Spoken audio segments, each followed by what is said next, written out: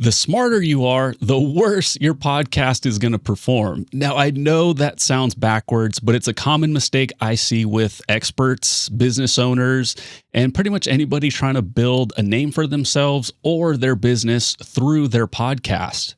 Now, your expertise makes you forget what it's like not to know anything or what it's like to want to learn, like those early stages. So you end up talking to other experts who probably already agree with you, might even be on the same level as you. Therefore, they don't need you, your products, or your services. It's something that to this day, I genuinely still struggle with, but it's always the simple day one topics that actually grow your audience and potentially grow your business. And I'm going to show you exactly why this happens. Now, there's something that's happening to you, and people call it the curse of knowledge. And it's not a personality flaw, a lack of empathy, but it's actually a documented cognitive bias that hits everyone who simply gets good at something. Once you've internalized like a complex topic, your brain stops being able to accurately imagine what it's like not to know that thing. And you start assuming, this is the worst part of it, you start assuming that people are tracking with you when they're possibly not following you at all. Now, a perfect example of this, I just talked about recently how when I was podcasting with my buddy Mason Fowler, current UFC BJJ champion, he knows so much about jiu-jitsu. He's been doing it his whole life, basically, at the top elite level.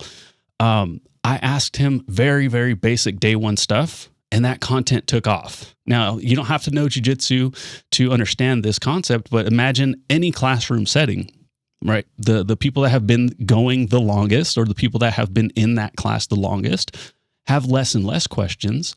And the rookies, the newbies like me, have more questions. And those questions sometimes sound kind of silly to everyone else that's been going to that class. Again, any class setting, doesn't matter if it's jiu-jitsu or actual like business school, whatever. It's those simple day one questions that I was asking on that show that created the best content that like seriously, like legitimately went viral. And there's a related concept educators talk about, which is called, the expert blind spot. Experts consistently misjudge how many steps a simple task actually involves. Is involved for a beginner, because what it feels like to them is like one smooth motion. Again, I'm going to bring this back to jiu-jitsu to make it make more sense. For them is one smooth motion, but for the average person, it might be 5 or 6 different steps because they've never done it before. So again, you don't have to know anything about jiu-jitsu for this to make sense. Just imagine your field and whatever it is that you do, and then you can probably flip it back to what I'm about to explain. But my buddy Chris, he's a black belt. He took over for our regular instructor this week, and he was showing something that he's been showing me literally since day one. I won't get into all the madness of it, so I'll just kind of spare you the details of it all. But basically, as he's explaining step 1, he stops at the end. He's like, okay, my bad. I didn't realize how complex this movement was. Let's break this down. So he did it all in one fluid movement. After he broke it down, it was seriously like 9 different movements to make it make sense, right? So to him, okay, screw it. It was getting into X guard. It's a like a really cool guard if you're on the ground, and okay, maybe not. We'll get into that some other day. Doesn't matter. It was a pretty awesome technique. For him, it was literally one fluid movement. To a lot of other people, it was bizarre. It was totally foreign. But to me, when somebody asked a question, I was like, how do you not know that? But that's because my buddy Chris has been teaching me that thing for the past, probably 4 years now. So I knew what he was teaching because I had seen it before, and I had the same questions that somebody else had, but 3 years ago. So even in myself, my the expert bias, or whatever you want to call it, the curse of knowledge, I had the same situation happen to me in real time. And so it's just funny that in whatever field we're in, we just simply forget what it's like to be that rookie. And so now I want you to think about what that means for your podcast. You sit down to record an episode about your specialty, and without even realizing it, you're compressing all these multiple steps, just like my buddy Chris did, into like one sentence because you've been operating at that level in that way for a decade or more. Your intuition about what's basic and what's obvious and what's like, again, level one, day one stuff is systematically broken. And the more expert you become, like the more that happens to you. And what's actually, kind of behind all this, and if I can bring it back to a podcast, it's actually causing you like loss of downloads and attention and potentially clients, because I've seen the numbers and I'll show you exactly what that looks like. To make it as simple as possible, I have a client that's in the health and fitness space. It was so night and day. I can laugh about it now, but it's cool because we get these signals. We can't ignore them, or we can pay attention to them and take advantage of them. But basically, when he records an episode that's just simply on like the very, very basics of the ketogenic diet, like what it is, how to start it, what foods to eat, what foods not to eat. If you know anything about keto, then you probably have an idea what that could be. But those are the episodes that take off and they get way more attention, way more downloads, way more engagement than anything else that he puts out. Because when he does go into a deep dive and records some episode about some advanced metabolic mechanism and numbers and like more so than like just tracking macros, like some other deep dives on stuff, the downloads just drop off a cliff. It's the same host with the same production quality. The only variable is how complicated the topic is. Excuse me. And the simple stuff wins every single freaking time. And it can be frustrating because you might hear that and think like, okay, that's just like one example. So I'll bring up another real life personal example. I was on a consult call not that long ago with this really cool dude, like super smart, very educated, knows what he's talking about when it comes to his expertise. And I truly hope that we continue to keep working together because it was just like a consult thing. But he did pay me for my time. And one of the questions he asked me was about YouTube chapters. He wanted to know how to add them to a video. He paid me for my time. That was one of the questions that he asked me. Just think about that for a second. Okay. If you don't know the answer to that question, it's a very simple search, but like all you have to do is just add a time code to your YouTube description and it pops up. But I never would have guessed that somebody would want or need to ask about that. But there it was. And it was such a clean indicator about like all this stuff that I'm talking about today, right? Because the gap between what I thought was obvious and what he actually needed was massive. And he was willing to pay me money to close that gap. That's what stage 0 truly looks like. And experts, again, it's not your fault, but a lot of experts miss this. The pool of people that are at 0 is enormous compared to the pool of people that are at level 99, because most people have never stepped into a gym. They've never tracked their macros. They've never started a business. They've never done what you do in your business, right? They've never left a job to pursue something on their own, right? And if you want to make the biggest impact, you go where the people are, right? We've been hearing influencers and people talk about that for a long time now, because there are significantly amount more people at the beginning than close to the end. And I know what you're thinking because I've heard it from people in the past, and I have talked about this before. But basically, you look at another podcaster, another expert, somebody in your field, and they're getting a lot of attention in your space, and you think, well, dude, like they don't even talk about anything complicated. They answer basic questions. They talk about surface level stuff like, I'm way better than that guy, or I know way more than that girl. But you can't crack why they're so damn popular. They're not even really like showing any true expertise, and it's frustrating. But that's the whole play. because they're serving the massive crowd at stage 0.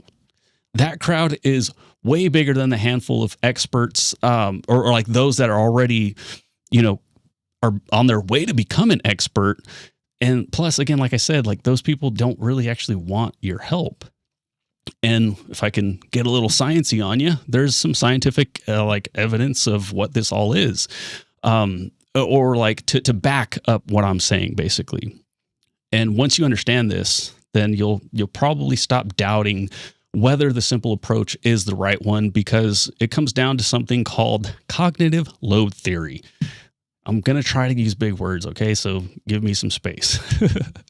But this is a framework from educational psychology, and it's like about how your brain processes new information. So your working memory has a limited capacity. Think like your iPhone with like storage space and whatnot. But this in this scenario, it's the mental space where you can hold and process information as it comes in. And when you dump too much new material on someone at once, their working memory overloads, and learning becomes like basically impossible. It stalls out. That's not a motivation problem or a discipline problem. It's just simply a capacity issue. And there's only so much room in someone's head for at any given moment.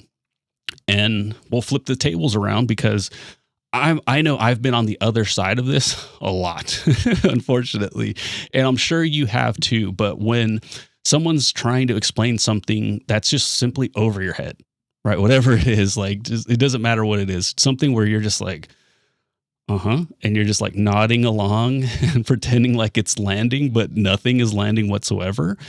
That's because that cognitive overload is happening in real time. And it's exactly what your audience feels when you try to skip the basics. The expert novice gap gets really dangerous here for a specific reason. Experts have built the mental structures through years of experience that allows them to process this complex information efficiently. So you can hold multiple moving parts in your head all at once because your brain has organized them into patterns. Novices don't have those patterns locked in, so a new concept eats up all the working memory, and then they're left with nothing. So what feels effortless for you is just cognitively exhausting to someone else hearing it for the first time. So again, the blind spot, the expert blind spot from the jiu-jitsu examples, before, really comes into play here. A novice focused, on practice, on like they have to focus on each individual component before they can start combining them. Whereas like the black belt can compress all those steps into one automatic fluid movement. Again, my boy Chris didn't have to even think about it. He just literally went with like the flow of the role. Whereas me and a couple of other people were just like, okay, it's like A, B, C, versus Chris, who's just like, oh yeah, just throw the alphabet at it. And I'm like, okay, well, but there's a couple of letters in the alphabet, man. Which ones do I go with? For him, he doesn't have to think about it. It just happens instantly. For me, oh my gosh, it has to be a very calculated thing for each individual step. But again, because he's the expert, he doesn't have to think about it. So that's where that knowledge gap really shows itself. So if you're someone in the fitness space, you already know this principle as progressive overload. You don't put 315 on a bar for someone who's never lifted before, right? You start with like an empty bar. You build the foundation and you add weight gradually over time. The same principle applies to your content.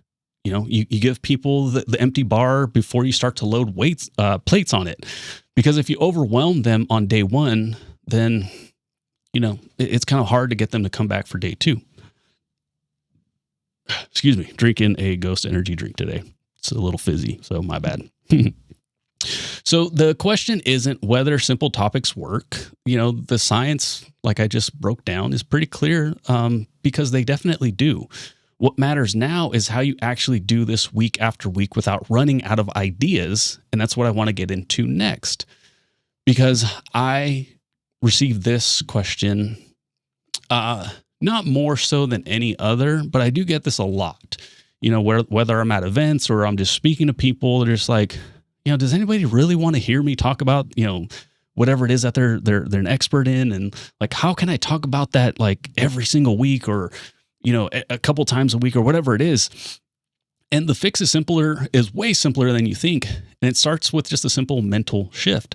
Stop asking yourself, what's the next level topic that you should talk about, right? Start asking, what would you tell someone on day one of working with you? Day one as like, again, if you run a company, like what's day one for an employee? Or again, if you run a service or again, depending on what like the structure of your podcast is, maybe you want to attract clientele. So what's day one, that conversation, what's day one look like for that client, right? That's kind of like your content gold mine. And it's a much bigger one than the like way advanced stuff. Although we could definitely get lost in the sauce. But again, the number of people that are at day one, or like I said, even day zero, like there's way more people than those that are at year 10, right? In business, going from 0 to 1 is far bigger than going from from 99 to 100, right? That zero momentum is the hardest step anyone can take. And if your podcast helps people cross that gap, you'll have a very, very successful podcast. And you don't need to really teach them everything that you know. You just need to help them get started. And, I don't really like have any cool names for anything, but we'll just call this the ridiculously simple content strategy.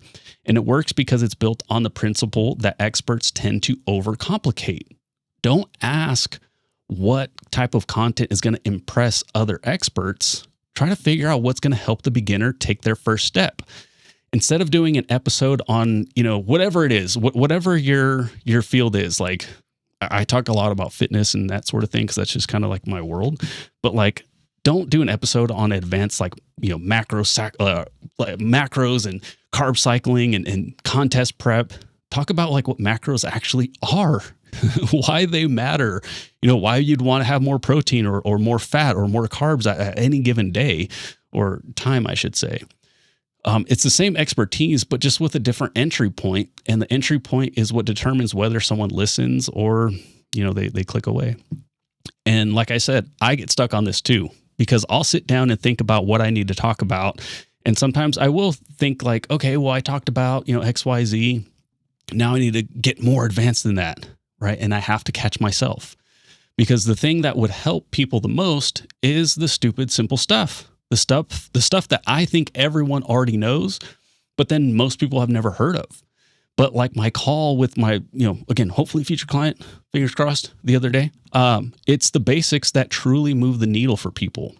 And make no mistake, the people at stage 0, like they are your future clients. They're the ones that need your product, your software, your coaching, your service, whatever it is. The experts at stage 99 that are about to hit stage 100, they already have their own opinions. They have their own solutions. They're probably not going to necessarily hire you. Maybe they will. That would be, maybe I'm way off on that. But as far as like growing your brand, your name and that sort of thing, it's going to be built off of the other side of things. And you're not completely abandoning your expertise by talking about the simple stuff. You're just simply pointing it at the people who need it the most. And that's how you turn a podcast into the best marketing asset for your business instead of just a hobby that drains your time and money.